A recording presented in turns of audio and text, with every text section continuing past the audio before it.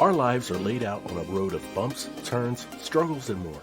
How do we respond? How do we endure adversity for learning and growth? I'm Aubrey Johnson, and we'll explore these questions and more on the road to rediscovery.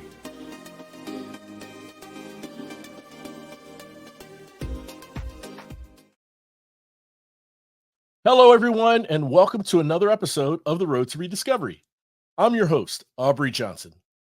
The Road to Rediscovery is about reflecting on life lessons to learn and grow from them, and of course, pay it forward and uplift others who are struggling through dark times. Now, as you know, you can get this show anywhere you listen to your podcasts. If you happen to listen on Apple Podcasts, we invite you to leave a rate and review. Otherwise, anywhere else you listen to, no matter what platform around the world, we still want to hear your feedback. Just shoot us an email at roadtorediscoverypodcast@gmail.com. That's roadtorediscoverypodcast@gmail.com. And give us your thoughts, give us your input, and we'll give you a shout out in a future episode. Also, don't forget to subscribe to our YouTube channel, Road to Rediscovery, on YouTube so that you can get notifications on every episode that drops and releases every single Thursday. We are always truly, truly grateful for your listenership. All right, my special guest is a retired Major General and a 36-year Army combat veteran with an absolute immense, extraordinary, and remarkable career. Among many other accolades and credentials, he's a qualified Airborne-Ranger-Engineer soldier and Army strategist. He's also an accomplished author and a survivor of bipolar disorder. His book, Bipolar General, My Forever War with Mental Illness, is a candid introspective that chronicles his struggles and triumphs. Ladies and gentlemen, let's please welcome and get ready for some amazing insight on resilience, resolve, and living. Once again, let's welcome Major General Gregg F. Martin. Gregg, it's so great to have you here. Welcome to the show, sir. Thank you, Aubrey. It's really just an honor to be with you. Thank you. Oh, likewise. We are so delighted to have you here as well. And sir, if you can just give us a little context, okay, early on, if you can explain your early encounter with bipolar disorder. I mean, everyone has their own experience when it comes to things like these, but was this something that you knew at the time what it was, or did you not know what it was? What was your early experience with this? So I had no idea that I was born with what I call a bipolar brain, that Okay. I had the genetic predisposition for bipolar disorder. No idea. And I actually grew up on the bipolar spectrum, which means I had a condition called hyperthymia, which is a near continuous low-level mania that gave me extra energy, drive, enthusiasm, creativity, problem-solving skills. Mhm. And so in other words, being on the bipolar spectrum contributed to my success as a student, athlete, and leader for years and years. Mhm. But what was happening at the same time, which again was totally unknown to me, was that I was slowly inching my way up the spectrum towards an onset of real bipolar disorder, which hit me in 2003 at age 47. And Wow. then again, it boosted my performance. It was totally unknown, undiagnosed. And it Mhm. continued for about a dozen years where I started going into higher levels of mania, lower levels of depression Mhm. until I went into what they call full-blown mania, where I essentially went into a state of madness or insanity. And at that point, I was fired from my job, forced to retire, and hospitalized. And then I crashed into about 2 years of really deep, crippling depression, plus terrifying psychosis. And that Yeah. was about 8 years ago. I got on the right medications, and since then, I've been on a steady journey of recovery. Wonderful. Wonderful. That's crystal clear context. Thank you so much for sharing that, and our subsequent topics and discussions are basically building blocks around that you just established. So thank you so much for that, Gregg. Want to talk about the lows in your disorder? Okay. was there a recurring theme whenever you would have, say, a low episode or a low event? Was there a recurring theme regarding, I don't know, maybe voices that you may hear in your head regarding inadequacy or just anger or being enough or things that would question your self-esteem? I mean, was there any recurring theme during each of those lows, or was it just something different each time? Well, some of the common elements are when you go into depression or you go into mania. What's Mm, actually happening with the bipolar brain is it's a disease of the brain. It's an illness, a disorder, mhm, and which means that the brain independently on its own volition, regardless of what you want, it mhm, starts to go into mania. It starts overproducing key chemicals like dopamine, endorphins, and others that then drives you up into mania. And mhm, then when the brain, this bipolar brain decides, okay, I've had enough mania, I now am going to go into depression, mhm, regardless of what you want, it starts to underproduce these same chemicals, mm, thus driving you into depression. mhm, So mhm, some of the common elements with me in my first significant depression was when I was about 18 years old. I was a freshman in college. mhm, Um, and they continued for, I was mostly manic, but I did have periods of depression. And the one thing is you get kind of a sick feeling in the bottom of your gut that yeah, just something's not right. I feel really bad. mhm, I feel down, depressed. And then you start to lose energy. You mhm, start becoming hopeless. mhm, You become withdrawn. For me, I would go from being an extrovert to an introvert. I would mhm, want to be by myself. I was confused, indecisive, and just lost interest in just everything that used to give me interest and pleasure. I would lose interest in it all. And mhm, so that those are kind of the characteristics of it.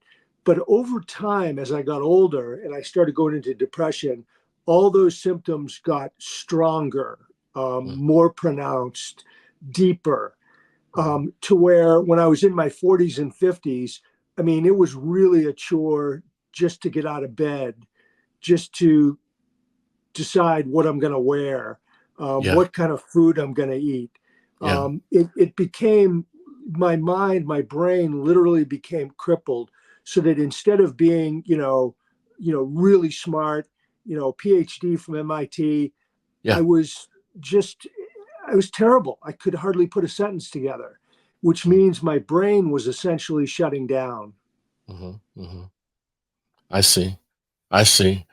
Um, Now, I don't know, metaphorically speaking, I guess, when you reach that full manic state, is that a pinnacle, or is that the lowest point in a disorder such as this? I would say it's a pinnacle because Okay, you're basically mania is going up where right, your mind is super sharp, your creativity is really high, your energy yeah, is really high, you don't need much sleep, you're interested in everything, mhm, you mhm, think you're the smartest person in the world. mhm, I felt and thought I was Superman. And so I would say the mania is it's the high point, the pinnacle. It's the upside of this disease. But the mhm, problem with mania is that once it goes too high, it becomes very, very dangerous. It yeah, becomes dangerous because you start lacking self-control. You can go totally off the rails, over the top, lose control. Get in fights, violent encounters, attack other people, get arrested, get yeah, killed by the police, get yeah, put in jail, yeah, die by suicide. yeah, And the other thing is that when you go into mania, your whole system is pumping harder and harder. So all your organs are in overdrive. And so it increases the risk of a heart attack and a stroke as well. I see. So, like a tachometer, I mean, you're pretty much redlining at that point, Yes. and Yeah, medication. I see. that, I see. that's a great Yeah. analogy. Yeah. Thank you. Yeah. And again, trying to understand medication helps regulate that and balance that so there's not so many red lines and maybe not so many lows of lows and not so many extreme highs of highs. Is that right? That's correct. Okay. Okay.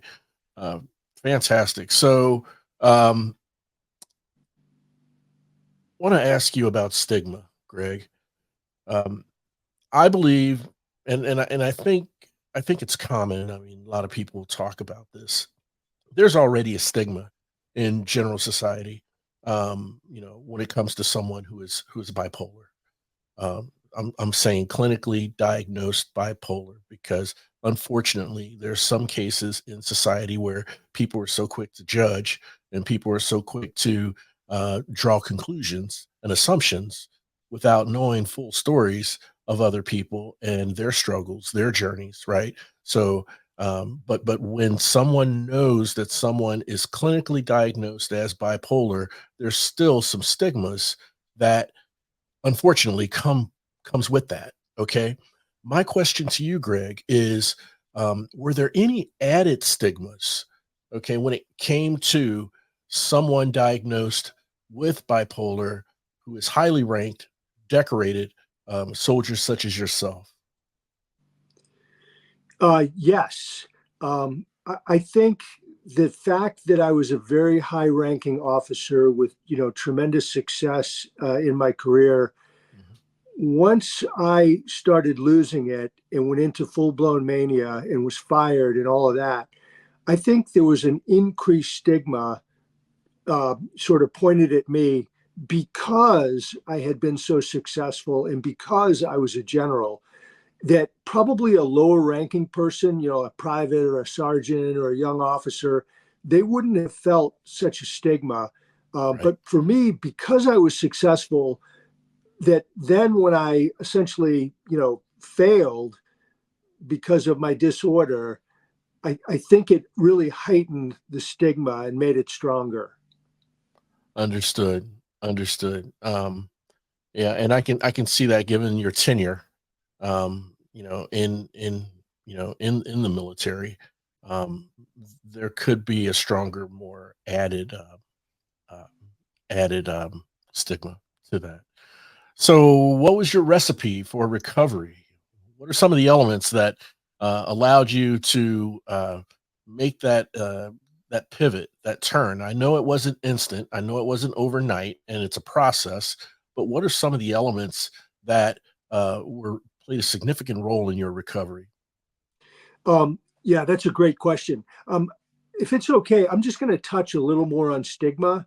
Yes, Um, please. Stigma is it's really the most significant issue that keeps people from getting the help they need if they're having a mental health issue. Yeah. Stigma is prejudice. It's based on fear, on ignorance, and there's really no place for it. Because when you think about it, if a person has cancer or heart disease or diabetes, there's no stigma at all because everybody recognizes that it's a biological, physiological malady. Sure. Well, mental illness is also biological, physiological, but it takes place in the brain. So, Yeah. really, it's completely uncalled for, it's unjust, it's ignorant, it ignores science, and there's no place for it. If you go back 50 years, just as an example, Hmm. breast cancer in women was stigmatized, and women were ashamed, embarrassed. Nobody talked about it Hmm. until the first lady, Betty Ford, in the 70s, got breast cancer, and she talked openly about it, put it out in the open. Yeah. And think about the way our society has changed over 50 years. It Oh really my goodness. launched a social movement to where Yes. now women Yes. fighting breast cancer are seen as heroic figures. That's right. The NFL players wear pink shoes, pink ribbons, pink socks. They sure And I do. think that people battling mental illness, we need the same kind of a social movement to get rid of the stigma, to stop stigma altogether. So those are just a couple of things I want to say about stigma. Your main question was, what was my road to recovery? Well, my onset was in 2003, age 47, but I wasn't finally diagnosed until 2014 when I was 58. Yeah. And the first step is you have to get a diagnosis. And the thing about a diagnosis for me was, okay, I knew there was something wrong because I was in terrible depression, but I didn't know what was wrong. But once I got the diagnosis, I said, okay, I have a target with a face on it. I'm going to embrace this. I can go to war with this condition and Yes. beat it. And so Yes. step one was diagnosis. Unfortunately, that was a great thing. I hugged the doctor and thanked him, but I Yes. went from bad to worse. And so the next 2 years were horrible. I was in bipolar hell, which was Oh. just awful. I had passive suicidal ideations. I Mm, wanted to die. My life was just a wreck. mm, But finally, after hospitalization and getting on the right medication, I mm. started the road to recovery. And I would say the road to recovery consists of the following elements. Number one, you have to get on the right medication. Right. And that can take some time. Like for me, it took about 2 years before I finally got the right combination of medicines. But once I Mhm. did, it balanced my brain chemistry, and my symptoms of bipolar disorder, they went away within a week. It Wow. was unbelievable. And the, Wow. and the second thing is you have to do therapy where you work with a trained psychotherapist Yes. and you work your way through these problems in your mind, how to deal with them, how to deal with agitation, Yeah. anger, Yeah. all that stuff. Yeah. The third thing is just really healthful living that any person really needs to do. So Mm, healthy diet, plenty of mhm, exercise, plenty mhm. of sleep, Yes. drink lots of water, low stress, Mhm. do mindfulness exercises, meditation, That's right. yoga, things that are going to keep you healthy. So Mhm. those are the first three, and those are necessary, but they're not sufficient to have a recovery that's built to last. Right. To build it to last, you have to anchor those three things into what I call the 5 Ps. And the first P is purpose. So you have to develop a purpose or a mission for yourself that gives you drive and motivation and makes you feel worthwhile as a person. And so for me, my purpose I developed was sharing my bipolar story to help stop the stigma, promote recovery, and save lives. The second P is people. It's critical to develop a network of happy, energetic, fun people that lift your spirits up. And so I had to work hard on that because I moved from New Hampshire to Florida, didn't Mm. know anybody. Third P is place. Really important to live in a place that's healthy and that gives you the ability to do the things you want. So we specifically moved from New Hampshire, which is, beautiful for about 3 or 4 months a year. And then it's, cold, dark, Right. icy winter, gray. Yeah. And we moved to Florida, sunshine, warmth, brightness, Mhm. palm trees. I Mhm. mean, it's really nice and it helps my brain to be healthy. It helps me to be healthy in the brain. Yes.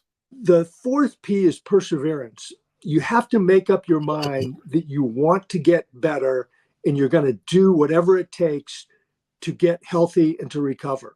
Right. Because recovery from a mental illness is very difficult, it's very complicated. You'll have setbacks along the way, you might have relapses, but you have to have that perseverance, the will to win, this fighting spirit. That's right. And then the fifth P is what I call perspective. And Mhm. what I mean by that is having the ability to get outside of one's own mind, to think objectively about one's own thinking. It's Yeah. called metacognition is the fancy word. But the reason it's important is oftentimes our biggest problem is our own thinking. We Yeah. think negative thoughts, we're paranoid, we Mhm. think in ways that cause harm to us. So Mhm. that's why perspective is so important. So anyway, that's my strategy, my roadmap for recovery. I love it. I love it. And I love the 5 Ps. I mean, and neither one of them are mutually exclusive, right? I mean, they all are intermingled with each other, to where the sum of what they make is that recipe for true recovery. Yes, that's Wow. very well said. Wow, that's amazing, Greg. Thank you so much for sharing that.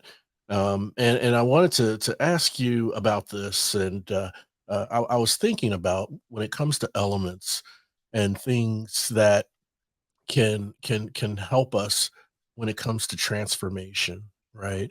Um, I find that it is interesting in life at times how the very element or the very virtue that, say, got you to where you are, prior to transformation, there may be a piece or sliver of that that can attribute to the actual transforming. And here's what I mean. And I just want to ask this question because I'm truly and genuinely interested in this. And by the way, it kind of goes along with stigma, which you clearly shared some great insight for the listeners' benefit on stigma. There's no place for it. It's prejudice and that sort of thing. So I want to genuinely ask you this question, Greg. Um, Knowing the elements like the 5 Ps that you mentioned, okay, and as well as just having support, family, strength, and those sorts of things.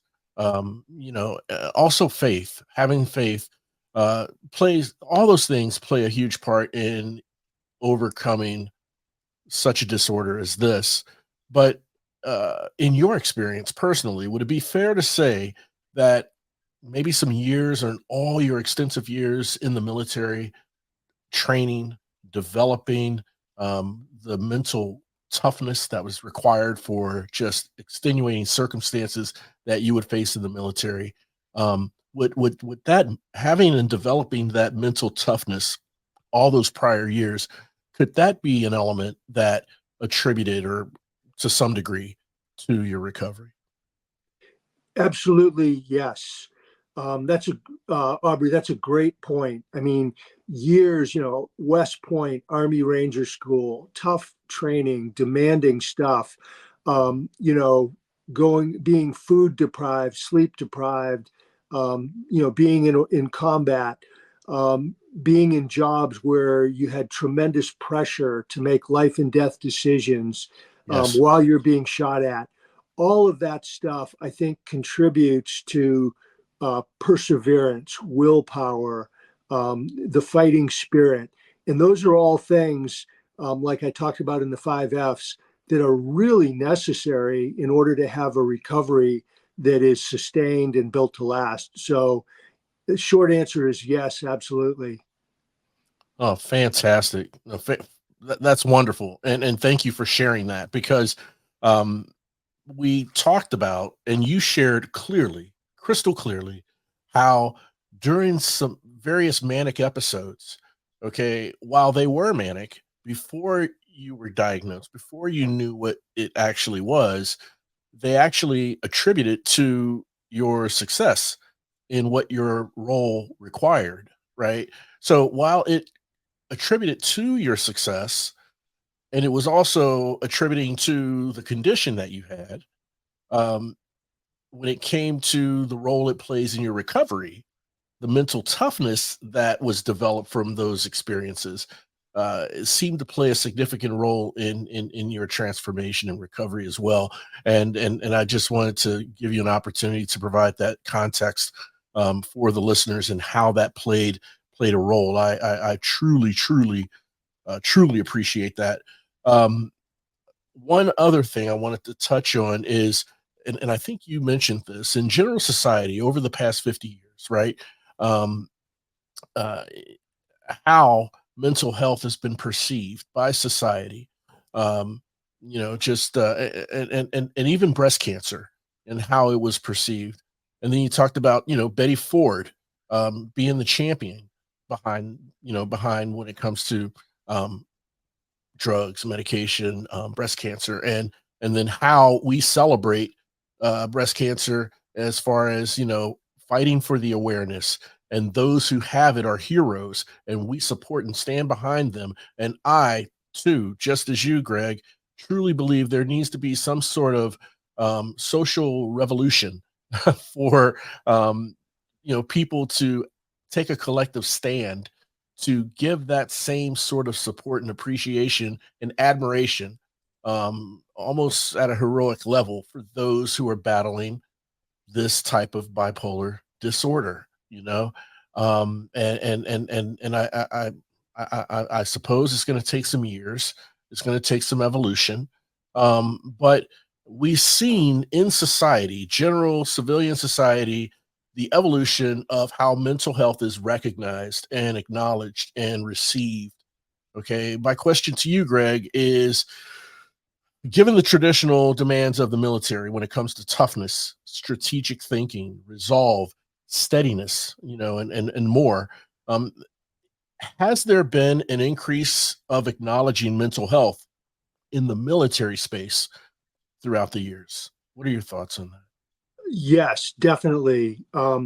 If you go back 20 years ago, prior to the 9/11 wars, Mhm. um, we have improved light years during this 20-year period. Mhm. We have much more training and education about mental health and mental illness. Mhm. We have a lot more resources that are being pushed into it in terms of, social workers, therapists, psychiatrists that have been hired. It's very much the policy of the military is, it's not weakness but strength if you Right. go get help. It's okay to not be okay. Mhm. We have a battle buddy system, which in the civilian world is called a peer support system, Mhm. where people have like a partner that keeps an eye on them mental illnesses. So if they start seeing something going wrong, they can talk to their battle buddy and encourage them to go in and seek help. So those are all really good things. It used to be back pre 9/11 that service members were pretty much discharged for almost any kind of mental health condition. Mhm. They were discharged medically. That's no longer the case. So Right. the military really bends over backwards to accommodate people. So, for example, today there's thousands of service members that are serving, honorably with depression and are Yeah. taking medicine and getting medical help for that. PTSD, Yes. survivor's guilt, moral injury, Yes. anxiety disorder, substance abuse disorders, eating disorders. When it comes to bipolar disorder type 1, which is what I had, which is mostly mania and some depression, Mhm. then ch- chances are the service member will be discharged because the manic state is so dangerous for someone in the Mm. military. Being around weapons and classified material. Sure. And the other mental illness that pretty much is they're discharged for is with schizophrenia, which is very very severe mental illness. Mhm. So all of those are really good positive steps forward for the military, and the policies are very good, but there's a gap between these good policies and down where the rubber meets the road, where the Yeah. boots on the ground, Boots on because the ground. the younger, lower ranking service members, they hear all this, but a lot of times they don't believe it. They Yeah. still hear that it's stigmatized, which there still is a stigma. It's Yeah. still incompatible with the culture of toughness and being strong and Right. never showing weakness. And Right. so a lot of these younger service members, they hear all the positive stuff, but then they say, yeah, but I'm not going to go get help because I know it'll hurt me. I know there's a stigma. I don't Mhm. want to put myself at risk. And so they don't go get the help that's available and that they could get. And so it's going to take some time to change the culture of the military to where the lower ranks accept it, believe it, and go get help. Yeah, no, that makes sense. I mean, over time, it's got to get to that level, right? I mean, that's especially at that level, being the more hands-on, in the day in, day out nature of the work, right? And what they do, especially if it's combat. And man, as you were mentioning that, Greg, I was thinking, you have service members coming back from years ago, World War II or Vietnam or Korean War, and just things like this weren't talked about. They'd have night terrors and all sorts of things, and expected to continue to provide and guidance and food and shelter and clothing for their families. And I mean that's a lot to ask for, for someone who's been through what they've been through. And whether it's during wartime or not, just the simple fact of, to your point, what the military requires, and having that sort of disassociation between, the vulnerability or the perceived vulnerability of someone being diagnosed with this, and the required strength, mental and physical toughness that the military requires. So it sounds like in time and over time, it's going to take some more efforts and everything to get to that boots on the ground level. Yeah, this brings me to something I wanted to ask you regarding um, you know different approaches, and how the most ideal way to approach addressing mental health. Say there's a loved one who has a mental health condition, right? Um, can you share, for the benefit of the listeners, um, and break down what you would call a collaborative approach to mental health? Sure. Um, I would say that if you detect the signs of some kind of mental disorder or mental health condition in a family member, a friend, or a work colleague, the first thing to do is just be a compassionate person. Hmm. Hmm. Listen to them. Don't start giving directions and telling them what to do. Just listen. And when you give them a chance to speak and relate how they're feeling, what's going on in their life, if they're having problems, etc., then I think in a compassionate, encouraging way, Hmm. say, hey, how about we go see a medical professional? How about if we Yeah. go see a doctor or a Yeah. therapist or a social worker? Hmm. And there's no harm in doing this, because if there's nothing wrong, then that's good to know. Yeah. But if there is something that needs treatment or attention, the good news is that it can be addressed, it can be taken care of, and you can live a happy, healthy life. But on the other hand, if you do have some sort of a mental issue and you don't get it taken care of, it's going to get worse, and it can lead to destruction of your marriage, your family, your career, loss of finance, addiction, homelessness, prison, and death. So you kind of lay it out to them that without trying to scare them, that Right. there are two real paths. One is you go get help and you can be fine. The other one is you don't and you can be destroyed.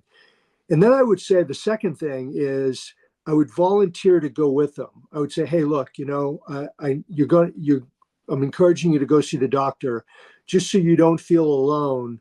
Um, I'd be happy to go with you to the appointment. Hmm. And what that does is it gives the person some reassurance that they can count on you, that you're a friend. And it also gives what the doctors call collateral information. Yeah. It's one thing for a patient to go in and sit down one on one with a doctor, and that's worthwhile. But think how much more information the doctor can get if there's a friend or a family member or a Oh. spouse.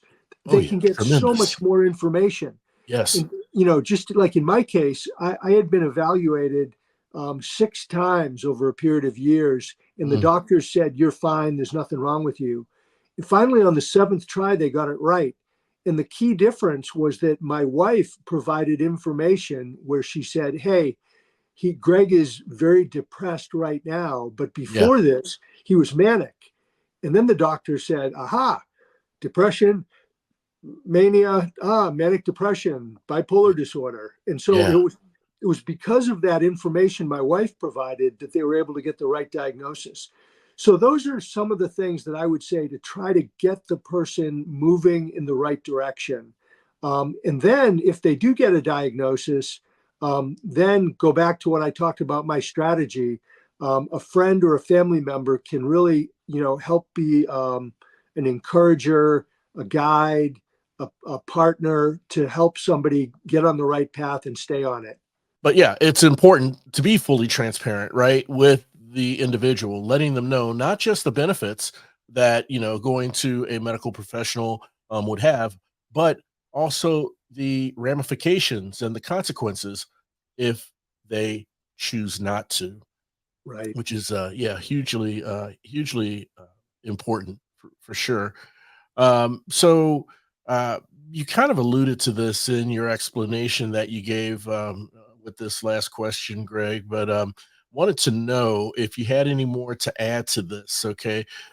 How does someone struggling through this disorder, and you've given many examples of how you can help them? Okay. So, most of this I'm sure you already answered, but if you want to add any more to this, please feel free.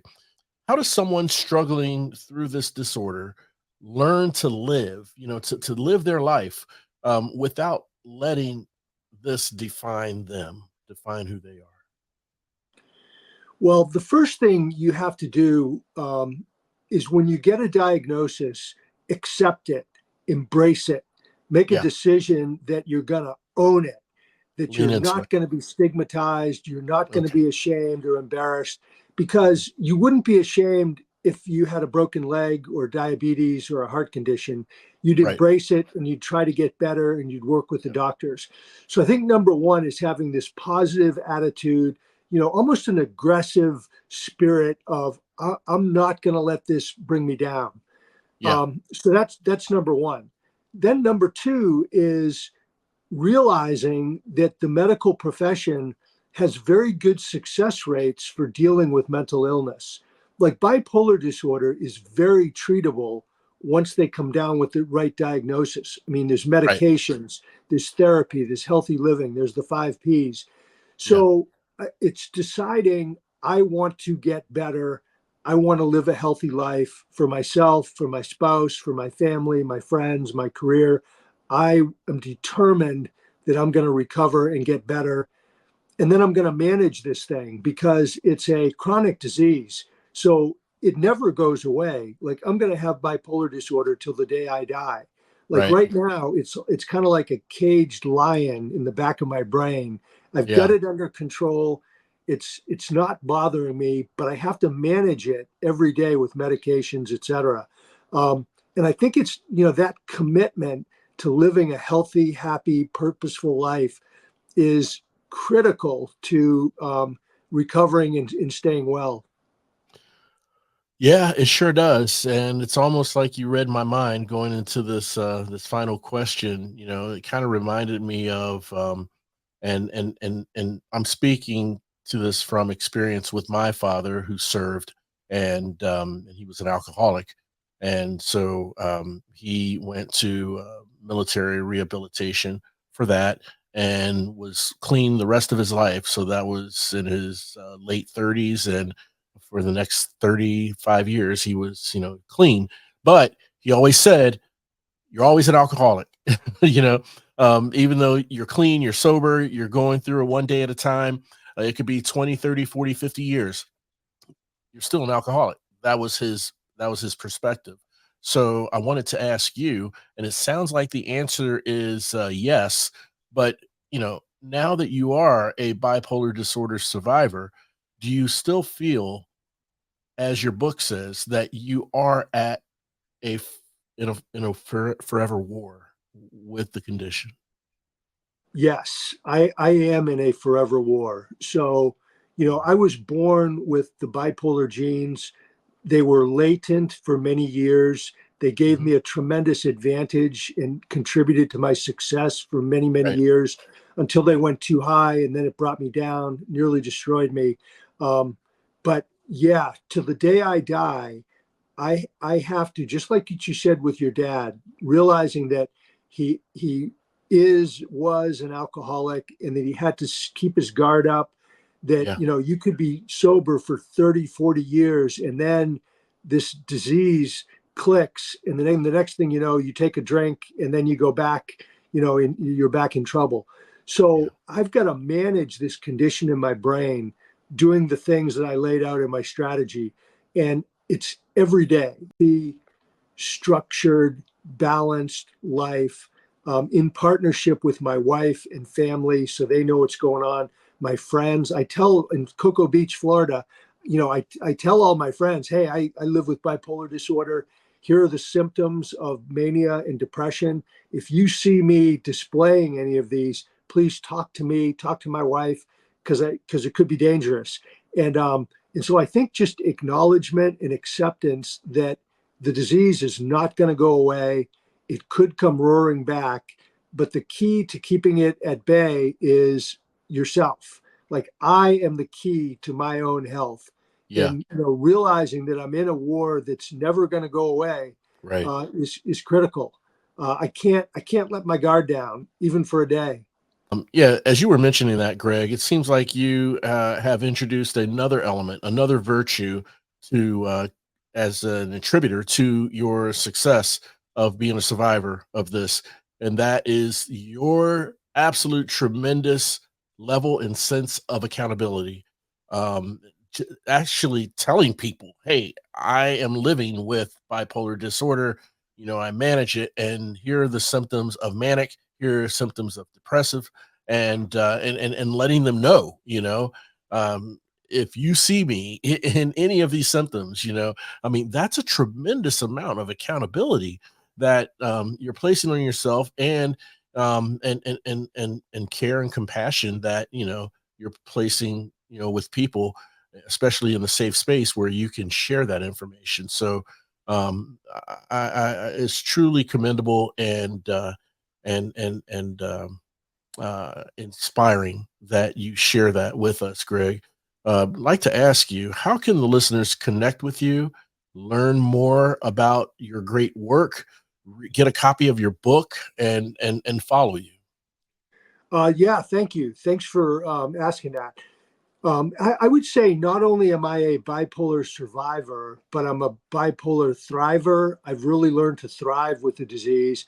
And I Nice. consider myself a bipolar warrior, which is, really why and figuring out, how to understand more of where I'm coming from. I'd say number one is the book, and you can get the book, Bipolar General, anywhere that books are sold, Amazon, Barnes and Noble, you name it, you can get it there. The second big source is my website, which is bipolargeneral.com. Lots of information. I've got over 20 published articles, hundreds of interviews, podcasts, things like that, talks that I've given. So the website has got a tremendous amount of information. Um, the other places you can get some real good help, I'll just list a couple. There's an organization called NAMI, which is National Alliance on Mental Illness, 400,000 people across the country, tremendous resource called GRIT. And if you go to grithope.com, and that's GRITHOPE.com, grithope.com. That opens the door to a tremendous amount of material and resources in mental health and resiliency. There's another, if someone is living with bipolar disorder, or even if you're healthy, there's a new device. It's called Biaffect, and you can get it at biaffect.com, biaffect.com.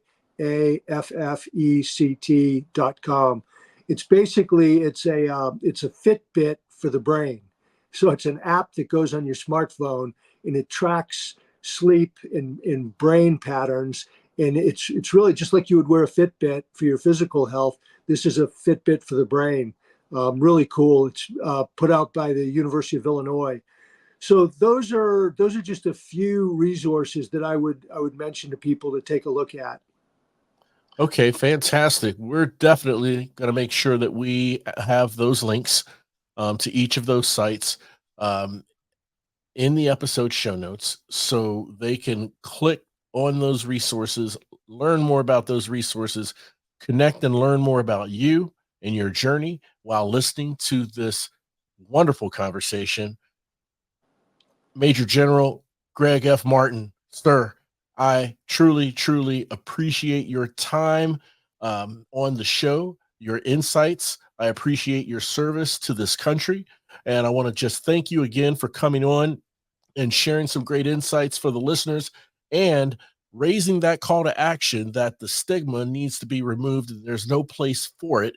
And the stigma is actually getting in the way of a lot of people seeking the treatment that they truly, truly need here in society. So, Gregg, thank you so much for coming on the show, sir. I hope we stay in touch and hopefully bring you back on the show in the near future.